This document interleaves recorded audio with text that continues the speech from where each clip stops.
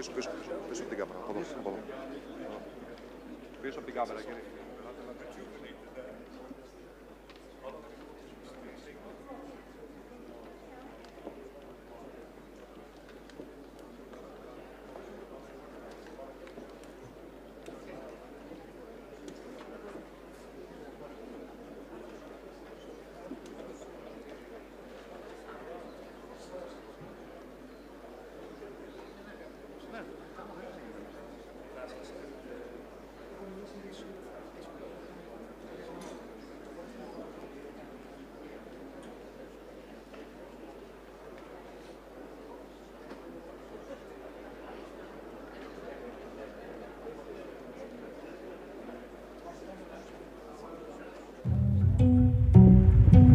How well do we remember the world in 2016? 10 years ago, in a small but sacred piece of land in Greece, an idea came to life, simple yet powerful. That unpacking the complexity of today's challenges requires the sum of the world's ingenuity and creative thinking. And the best vehicle to achieve this is an inclination as old as humanity itself. Gather together, think, discuss. When we founded the Delphi Economic Forum, we envisioned a space for meaningful discourse and an open exchange of ideas that drive solutions. This for us is the golden rule, the way forward. Because, as history teaches us, the alternative, division over intellectual debate, is unthinkable. A decade later, the world sits at a crossroads. This is a defining moment, a time of reckoning, but also of possibility. Can we make this period of profound global transformation truly matter? Can we believe in the future? A future built on knowledge, a future forged through collaboration, a future shaped by the decisions we make together. In its essence, the Delphi Economic Forum encapsulates one of humanity's greatest traits, optimism for the future. It takes immense levels of resolve and belief in our collective ability to make life better, to have made this amount of progress over the lifespan of human existence. And this resolve is urgently needed today. It is this resolve to become better that keeps bringing every single one of us back in Delphi every year. Yes, the world remains fraught with challenges, but every conversation we initiate, every collaboration we foster, and every insight we cultivate brings us closer to meaningful change.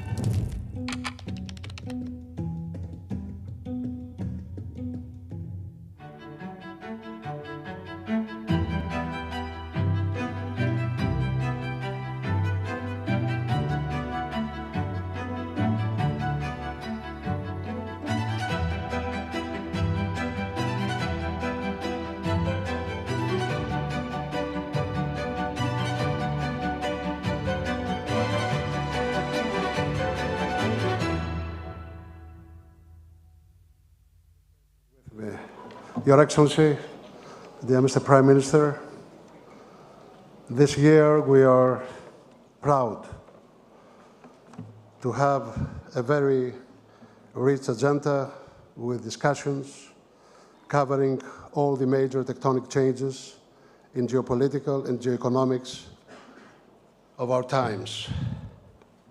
It is a profound honor, I must tell you, for our forum to welcome you to this evening tonight.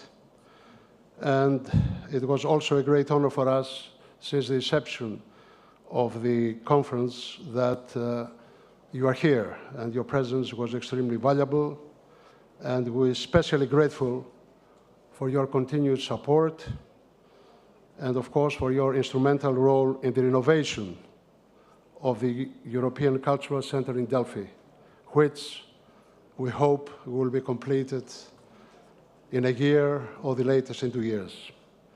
So, as you may know, we are hosting more than 1,000 speakers, 2,500 guests coming from 62 countries who are with us these days to address the critical global realignments of our times.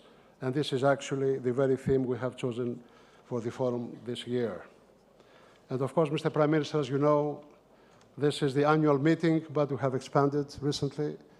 We are in Washington, we are in Brussels, we are in Paris, we are in Toronto, and as of November, we're going to be in Berlin as well. So once again, I extend to you my sincere gratitude for your presence and for your participation. And please, ladies and gentlemen, let us welcome to the podium His Excellency, the Prime Minister of Greece, Mr. Kyriakos Mitsotakis. Mr. Robert Kaplan will be the discussant. Thank you.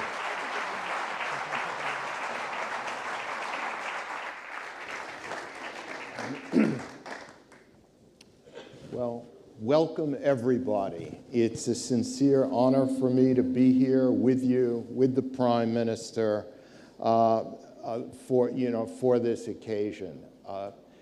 We live in, it's a cliche to say we live in historical times, but we really do. A cliche that was ascribed to Lenin, though he probably never said it, was that decades can march on and nothing happens. And then days and weeks and months go on and decades happen.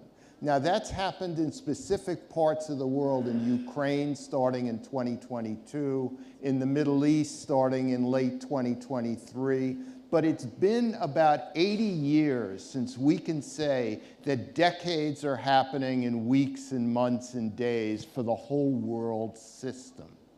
And it is a world system because we live in a more anxious, claustrophobic world because of the way technology has not defeated geography, but shrunk geography. So we're all stuck with each other.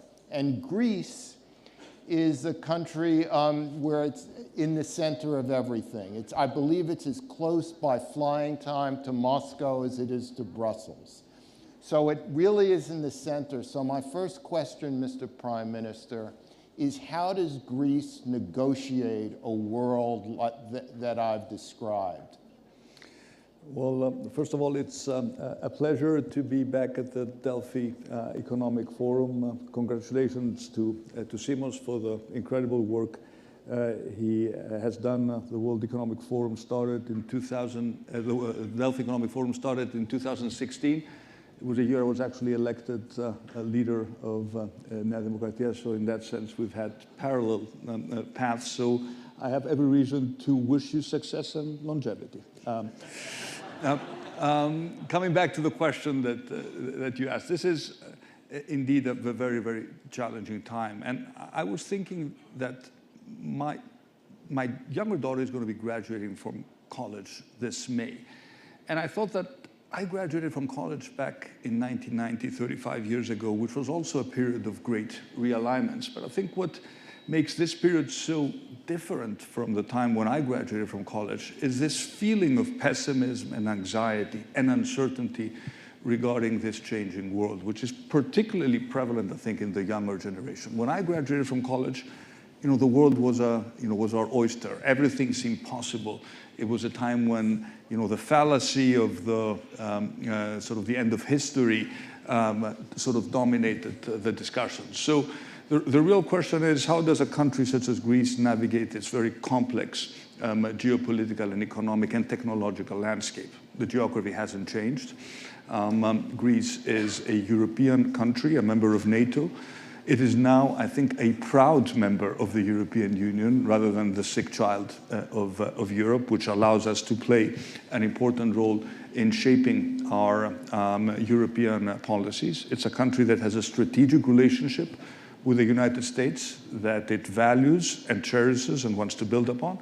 But it is also a country that sits at the crossroads of three continents, and I'm speaking to someone who believes in the power of geography. We're also 4 hours flight from Abu Dhabi, 5 hours flight, 4 hours flight from Addis Ababa, 6 hours flight from Delhi.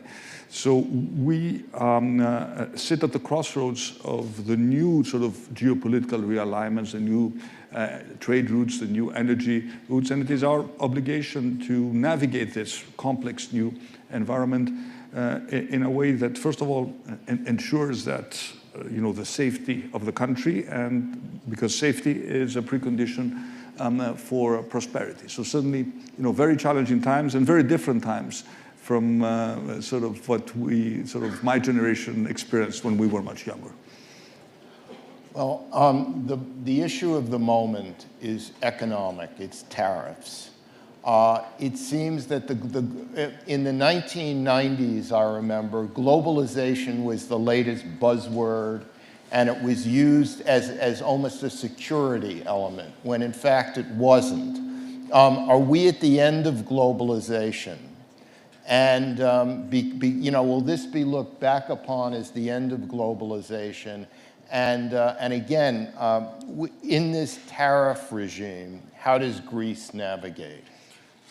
I think it's too early to talk about the end of globalization, because this globalized world that was created under the leadership of the United States, because it was also in the interest of the United States to create this sort of global prosperity and exercise the soft power in a way that it has done. So I think it's very, very difficult to unravel what has been built over many decades, especially when we talk about complex supply chains. This is not something that you can actually change from one day to the next. And the truth is that globalization has created global wealth, but this global wealth has not always been allocated in a necessarily just manner. It has created very, very rich people and sort of a new oligarchy of companies that exercise global power. It has certainly helped the developing world, and it has pulled hundreds of millions out of poverty, but it has also isolated and marginalized the middle classes of countries such as the US, to a certain extent also Europe, because simply jobs moved to where they were at the time cheaper. And now we are faced with a profound realignment whose future, I think, is still relatively unpredictable. I am a believer in free trade. Greece, I want to be very clear about that. Greece is a relatively small, open economy. Shipping is a key industry for Greece. Shipping is a lifeline of global trade, so we have every interest in protecting a rules-based international order that fosters rather than restricts trade. Now, speaking about the current, new, tariff war, I do believe that when it comes to the US-Europe relationship, there is still a window of opportunity to negotiate an arrangement that can be mutually beneficial, simply because US-European trade is too important to destroy for both sides. There will only be losers if we don't manage to resolve this. And I was sort of satisfied that President Trump decided to push the pause button on the tariffs that he had announced. We still have 10% tariffs, which are not which are still pretty substantial, but much better than what was announced.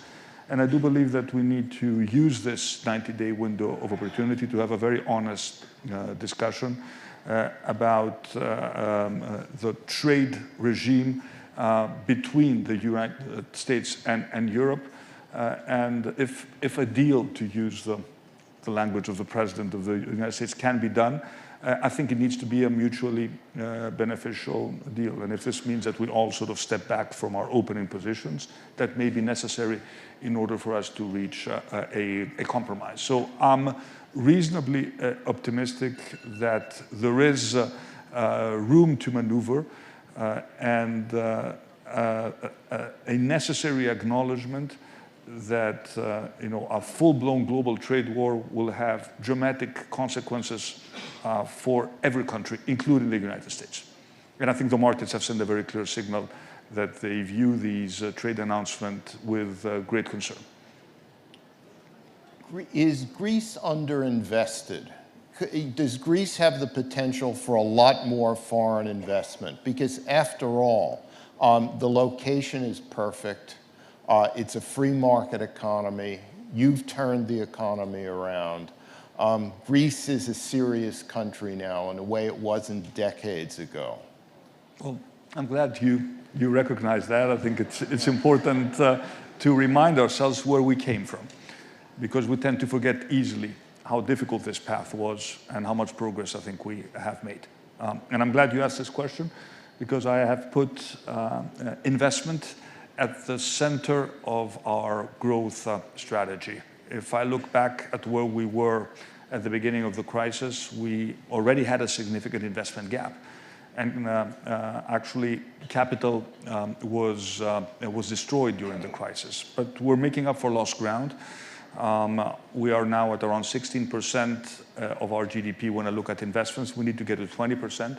And of course, we need to convince both Greek business people, but also foreign investors, to invest in the country. And this is already happening.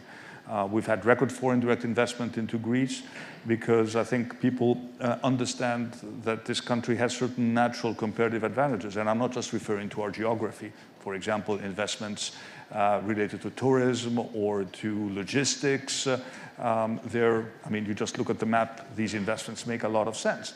But what I find particularly interesting is the investments we've been able to attract in technology. Why technology? Because we have an amazing human capital in Greece. Our public universities are producing excellent engineers, and many international funds and international tech companies have appreciated that, and that is why we see a booming tech sector in Greece that is actually, I believe, punching above our weight. So if you add up all the sort of comparative advantages that the country has in terms of its geographical position, its natural beauty, its agricultural sector, we produce extremely high quality products. That's why we are concerned about tariffs to the US, because we export our products to the US. And frankly, it doesn't make much sense for the US to put tariffs on products which it does not produce at all. I don't see the US, producing olives or olive oil anytime soon. But if you look at, for example, what we can do in terms of food security, what we can do in terms of energy, we have not spoken about energy, but Greece has become a net exporter of energy. We're leaders in renewable energy because we're endowed with ample free supply of wind and sun. You add all these up, and I think you have a very convincing growth story that attracts foreign investors. And it's much easier to make this case now than it was when I first came into power. You look at our borrowing costs, they are much lower than those of the US. They're lower than those of Italy. You look at our unemployment now, it's below that of Spain, it's below that of Finland, it's below that of Sweden. So undoubtedly, progress has been made, but there is still lots of work to do. Simplifying the bureaucracy, making sure we sort out, legacy issues which are related to land usage, looking at energy. And this sort of ties the discussion into the broader theme of European competitiveness. We need competitive energy in Europe in order to sustain our competitiveness. And the same is also true for Greek companies. But there, at least, we approach this discussion, I think, from an advantageous position because we're way ahead of other countries when it comes to renewables. You mentioned engineers and science. AI, China and the United States will be giants in AI, both of them. But for smaller countries, it could be, there'll be winners and losers. A country like Estonia has done very well in a digitized economy. That's where it really punches above its weight. How does that affect Greece? Does Greece have to become a really aggressive AI state? Well, first of all, speaking about the digital transformation, the first project that we embraced when we came into power in 2019 had to do with the digital transformation of the state. And there, I think we've made amazing progress. We're now way ahead of many other European countries in terms of the digital services that we offer. For example, we have a digital wallet. When we went through the vaccination process, everything was done digitally. Friends from the US were sending me photos of little paper slips as vaccination certificates. None of this happened in Greece. So I think we've leapfrogged quite a few countries in Europe when it comes to the digital transformation of the state. And of course, the next big leap is related to AI. We actually have a very, I think, well thought out strategy regarding our presence in this evolving AI global ecosystem. We were selected as one of the first 7 AI factories by the European Union, recognizing that something important is happening in the AI space in Greece. We're building supercomputers, we're building many data centers. The big hyperscalers are all here to build their data centers. And most importantly, we are beginning to very aggressively use AI to streamline public services and to make sure that we improve the productivity of the state. And the potential there is truly enormous. At the same time, we want to focus on certain specific verticals where we feel that we have very high quality curated data sets, which can be incredibly important, because data is probably even more important than computing power in this new emerging world. And for example, in healthcare or in defense, these are 2 verticals where we're looking to very much focus on. And of course, many startups working around AI, if we can offer them a friendly regulatory environment when it comes to data usage, access to computing power. I think we have the ingredients, again, to punch above our weight. We don't expect, of course, to compete with, with the countries that have different capabilities. But I do see in AI a tremendous opportunity to make a qualitative jump when it comes to what the country has to offer. At the same time, I do think we need to be at the forefront of having a serious discussion about how AI, and in particular the AI algorithms around social media, are undermining our democracy and are sort of endangering the mental health of our kids and our teenagers. So I would want to look at both sides of this discussion. Very bullish on the potential of AI when it comes to transforming the state and creating new opportunities. Very concerned about the impact of AI on our democratic discourse and on the mental health of children and teenagers. You know, you mentioned before about the long road Greece traveled. Since the Civil War, which came right after World War II, Greece has had a hard right wing, it had a populist left wing after a dictatorship of the colonels. It's taken decades to find the center. And I've always found that mass democracies function best in the center, on the center right or on the center left. What is your thoughts on this? Because you've lived it, essentially. Our democracy, sort of after the fall of the junta, is already 51 years old or young, and it has been probably the best democracy that we've had. But this doesn't mean that we have not had our fair share of crisis. And if you look at what has happened in Greece over the past 50 years, we of course need to zero in on the economic crisis, which almost ripped this country apart. We lost 25% of our GDP. This has never happened before in peacetime. Yet we've managed to recover and do much better. But we have not yet made up for the lost ground. And I think one of the reasons why we were able to do better over the past years had to do with the fact that we experimented with populism. And I think the Greek people reached the conclusion that populist promises are usually empty and they result in bad policies that don't improve their lives. And people at the end of the day are very practical and I think rational in terms of how they think. At the same time, the ghosts of populism are always present.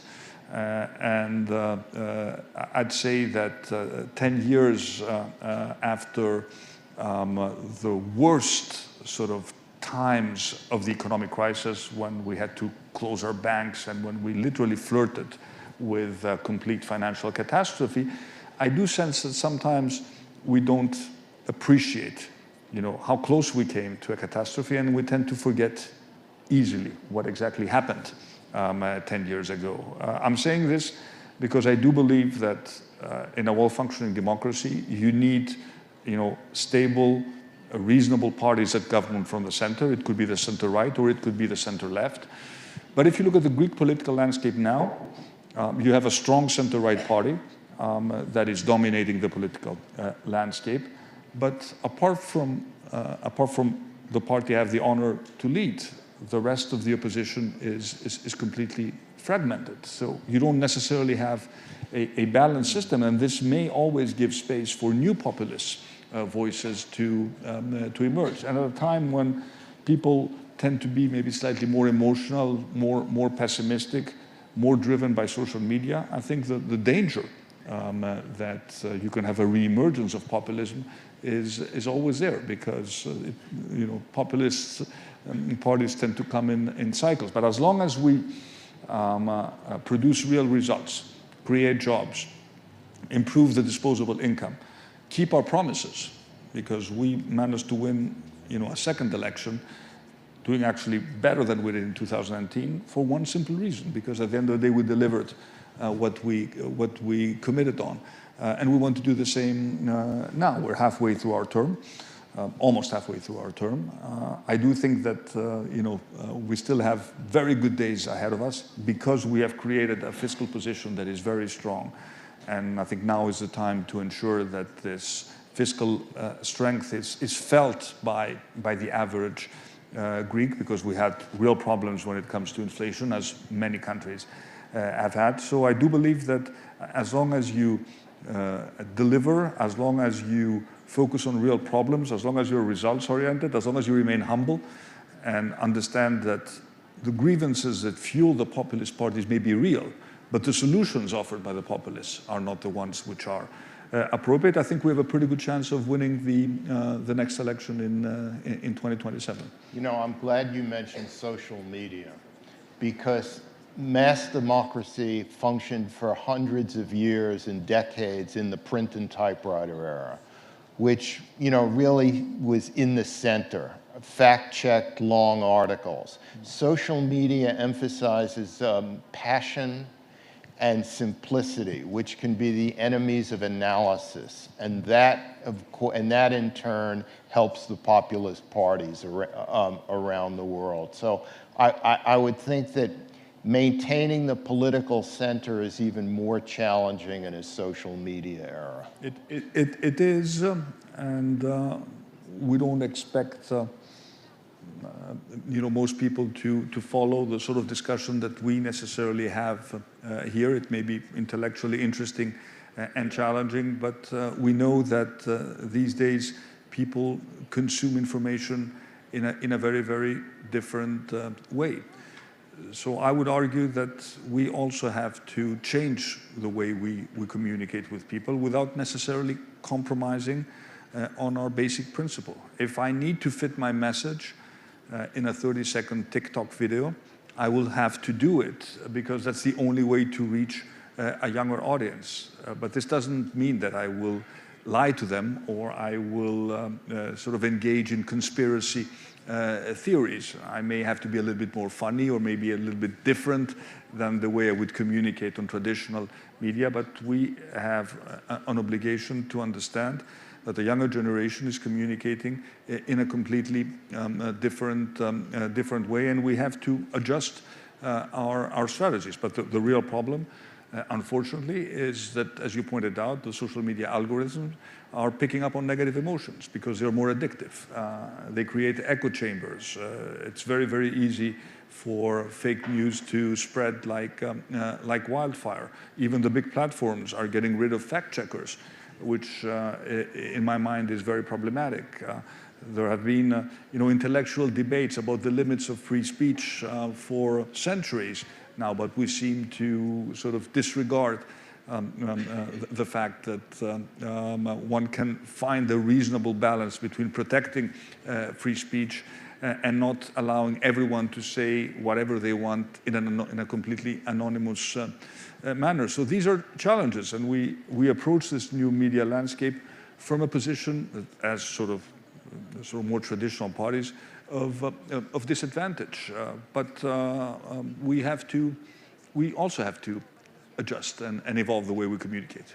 What you said about loss of memory is very crucial.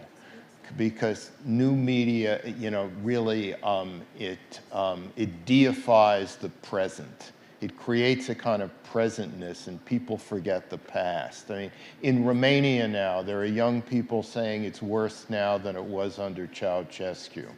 And I respond to them and say, no, it wasn't, because I was there, at the time. So, recovering memory is very important for a nation's progress. You're absolutely right, and we tend to glorify the past. We usually say that, oh, it was better, 10, 15, or 20 years ago, which is probably not true.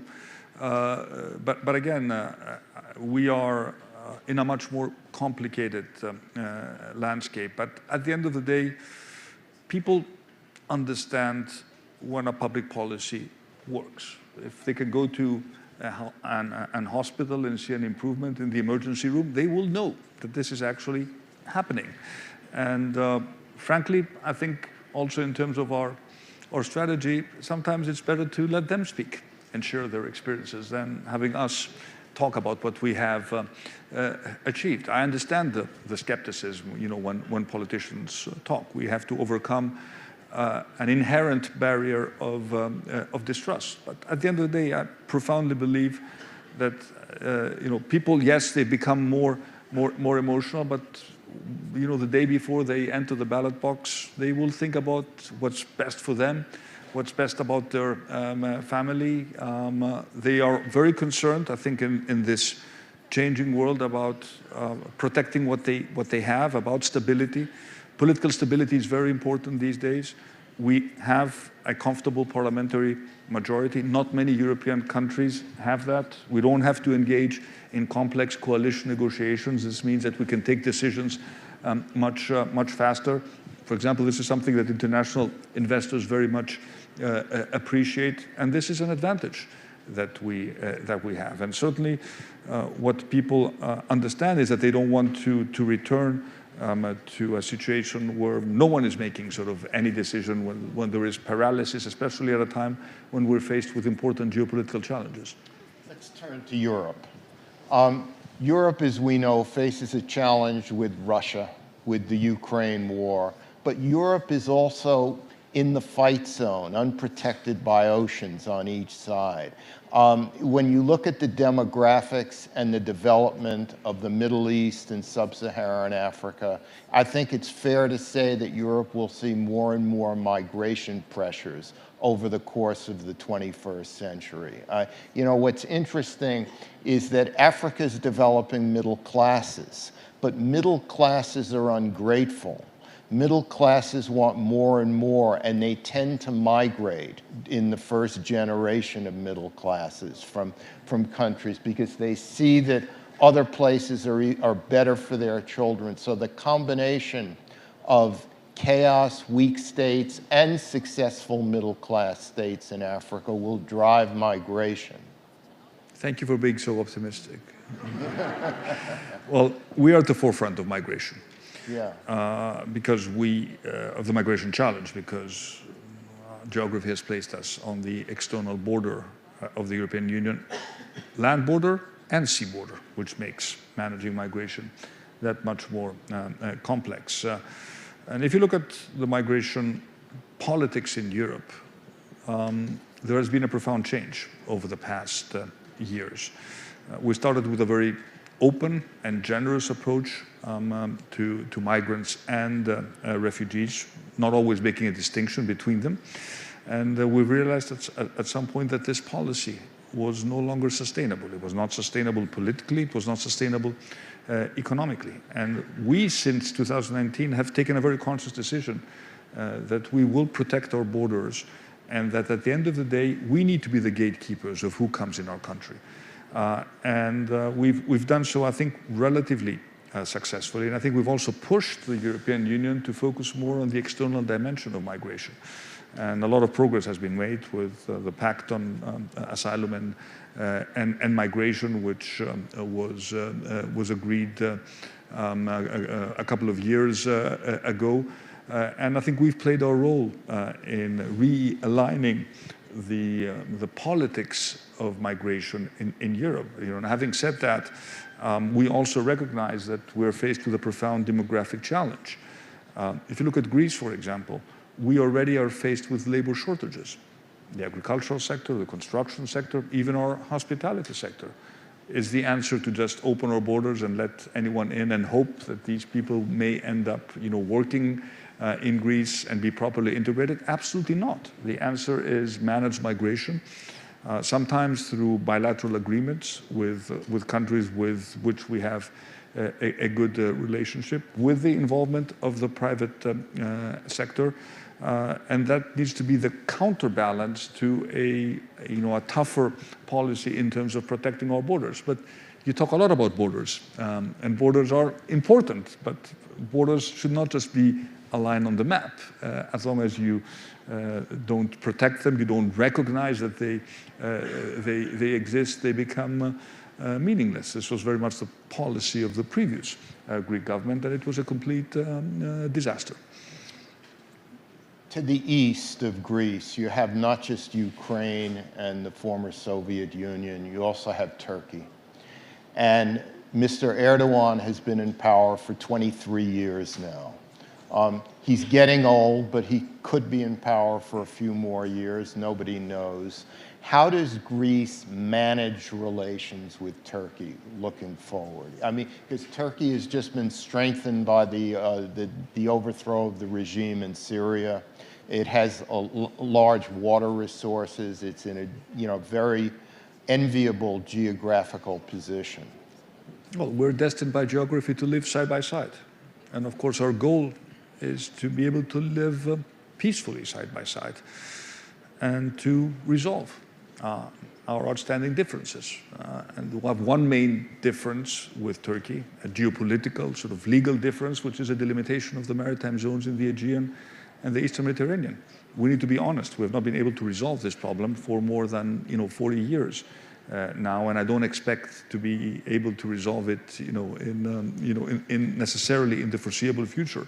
But this does not mean that we should not engage with Turkey, that we should not have open channels of communication, that we cannot work on other sort of projects of common interest, which strengthen in particular the people-to-people connection between our two countries and our two people. Let me give you just one practical example. We were able to negotiate with the European Union an express visa regime for 12 islands of the Eastern Aegean, which means that Turkish visitors can come to Chios or Samos, for example, get a visa on the spot and stay there for a week. And this has worked really well. It's not just an economic sort of boost for the local economies. It's also important for the people-to-people relationship. At the same time, we are not naive. Greece needs to always project, credible deterrence vis-à-vis Turkey, and it's one of the reasons why we are also strengthening our armed forces and ensure that we will also contribute to the broader discussion about European security and strategic autonomy by doing so. So it has always been a complicated relationship. I've met President Erdogan. I've lost count of how many times I've met him, 7 or 8 times. And I think these meetings, even if there is no tangible result, are important in terms of at least ensuring that we understand each other. We understand our differences. We have no surprises, and we keep our channels of communication open. So I'd say I'm an optimistic realist when it comes to managing my relationship with Turkey. And throughout the Eastern Mediterranean as well, which is emerging as a system. Yeah, but this is, we don't see our foreign policy as being exclusively defined by our relationship with Turkey. We have very strong relationships with all the Gulf countries. We have a strategic partnership with Israel. We have a very strong relationship with Egypt. We feel we can be critical players in the IMEC corridor simply by virtue of our geography. We are looking to exploit energy reserves in the Eastern Mediterranean. Both Exxon and Chevron are present now south of Crete, looking for natural gas. And we feel that in this sort of complex geopolitical landscape that constitutes the Middle East, we are credible interlocutors. We can talk to everyone, and we can always try to contribute towards making sure that we reduce tensions and try to be, constructive, because at the end of the day, it is in our interest to ensure that the Eastern Mediterranean is peaceful, safe, and prosperous. Mr. Prime Minister, whenever I traveled through the developing world in the 80s and 90s, so many people told me they wanted a leader like Lee Kuan Yew. That's who they looked up to. Who were your role models? For how many years did Lee Kuan Yew stay in power? Lee Kuan Yew? Yeah. Yeah. Oh, okay. Well, I think we're more constrained in terms of our, in terms of our time horizon. I'm a student of history, and I think there's always, great value in studying biographies of important leaders to understand. First of all, it's comforting because you see sort of how difficult things were in the past, and this puts things into perspective. But I think it also gives you a very interesting insight in the decision-making process of important leaders. So I think there have been transformative leaders in Greek history. Eleftherios Venizelos probably being the most important one, and I just don't just look at his foreign policy successes and possible failures. I'm particularly interested in the zeal in which he implemented domestic reforms, and of course also when I look at your country, there've been transformative leaders, the two Roosevelt presidents. The first one may be more interesting because he's less known in terms of addressing some challenges which may not be that dissimilar to the challenges that we face today. What does it mean to deal with very powerful corporations as a state? This is something that needs to preoccupy all of us. So we're always looking for role models whenever we can find them. And of course, history never repeats itself completely. And if it does, it could repeat itself as a farce. But there are always interesting historical lessons, and I'm a big believer that one can always benefit from the study of history. And I'm glad that recently we've had many interesting books published about Greek history. We celebrated our bicentennial in 2021. And a country that has oscillated between great successes and great failures, but at the end of the day was always on the right side of history, chose the right allies, made the right choices. Most important one, the choice of being at the center of the European integration process. Studying history is important not just for leaders, but for everyone. It puts things into perspective. How does America has a very unusual president now? I would call him a world historical figure, not in a good or a bad way, but just in an impactful way, so to speak. And all leaders, to a certain extent, work on instinct at the end of the moment or the end of the day. But this America's president now, President Donald Trump, seems to be particularly governed by instinct, and he's not a student of history. He is somewhat a student of geography because he wants to extend North America from Greenland to Panama. How does Greece deal with the challenge of a new American president?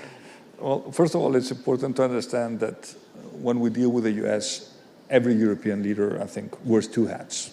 And certainly, I wear my European hat when it comes to trade, for example, but I also wear my national hat when it comes to issues related to foreign policy and security, because as I told you, we have a strategic partnership with the United States, and I'm one of the few European leaders, because I'm relatively experienced by now in the European Council, who has actually worked with President Trump during Trump 1. And we've had a constructive and good relationship, and I do hope that we can sort of maintain this relationship as he's starting his second term. He has his own way of sort of expressing himself, but at the end of the day, it is our obligation not to challenge I mean, it's not my job to challenge the will of the American people. He is elected president of the United States, and it is my obligation to work with him to the best of my ability. It's good that we know each other, and I will certainly try to build upon a relationship which has significant strategic depth. I think which goes beyond my term or his term, because the work that we have done and the importance of Greece to the US from a geopolitical but also from an economic standpoint, I think is recognized across the aisle. I was one of the few European leaders who was privileged to speak and address a joint session of Congress 3 years ago, and it was a big honor for me representing my country to also speak about the historical ties between Greece and the United States, but more importantly maybe in this context, the shared interests that we have. Greece is important to the United States in this geopolitical world. Geopolitically important, economically important, important from an energy point of view, even important in terms of how we manage migration. So in these types of relationships, we all have to play to our strengths. Thank you very much, Mr. Prime Minister. Thank you. Thank you. Excellent.